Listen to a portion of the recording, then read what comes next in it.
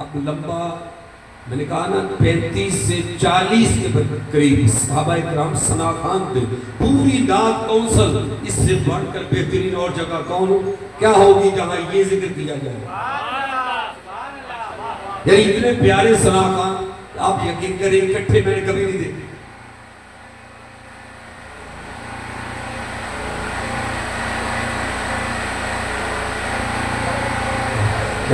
کیا کہتے ہیں خوبصورت لوگ اور خوبصورت ذہن والے لوگ جب ساتھ بیٹھے ہو نا تو پھر پھول آتے ہیں پھول. میں آج اسکول میں لیکچر دے رہا تھا تو اسکول میں جاتے ہیں تو وہاں پہ یہ بچوں کو یہ بات کر رہا تھا بیٹے یہ جو ویئر ہاؤس ہے نا ویئر ہاؤس گودام زین کا جو ہمارا لاشعور ہے اگر وہاں صفائی ہو تو پھر آگے پھول ہی آتے ہیں. تو یہ جو سارے اتنے گلدستے جمع ہیں آقا کے ثنا خوان پیارے پیارے. میں نے ٹائٹل تو دیکھا تھا اشتہار کے اندر لیکن زیارت آج ہو رہی ہے. اللہ آپ سب کو آباد رکھے. جو حضور ثنا خوانوں کو دعا دیتے تھے ہم وہی دعا آپ کو دیتے ہیں. اللہ آپ کے منہ کی رونقوں کو آباد رکھے.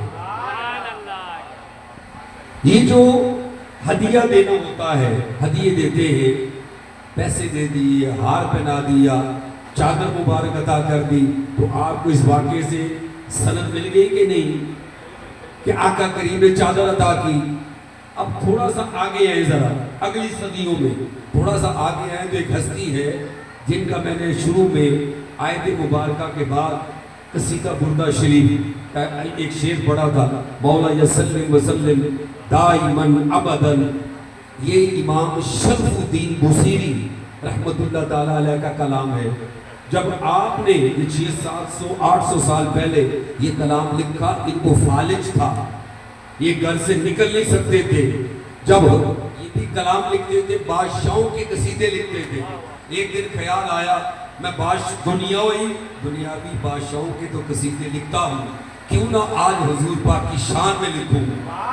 انہوں نے جب قصیدہ لکھا یہ کلام مولا یسلم وسلم دائماً ابداً یہ کلام جب لکھا اس کے 166 بند ہے.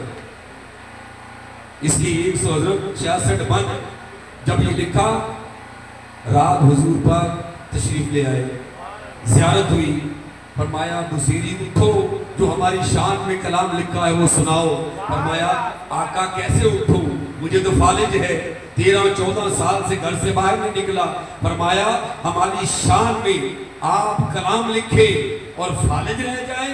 دست مبارک تاجدار کائنات صلی اللہ علیہ وسلم نے پھیرا شفا یابی ہو گئی.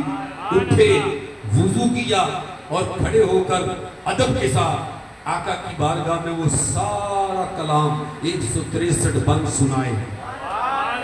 اس کلام کے اندر بھی جب یہ شعر آیا کہ آپ نور ہیں وہ نور کہ جس کے نور سے ساری کائنات بنی آقا نے وہاں بھی چادر مبارک عطا فرمائی. اس کا نام پڑ گیا چادر والا قصیدہ بردہ شریف. یہ اس وجہ سے پڑھا تھا کہ بردہ شریف. آگے آئے شیخ سعدی رحمت اللہ تعالیٰ علیہ کا کلام ابھی کس نے پڑھا آپ نے پڑھا میرا خیال ہے بالغ العلا بکمالہ کشف الدجا بجمالہ انہوں نے پڑھا ہے. ماشاءاللہ اللہ آپ کو برکت عطا فرمائے.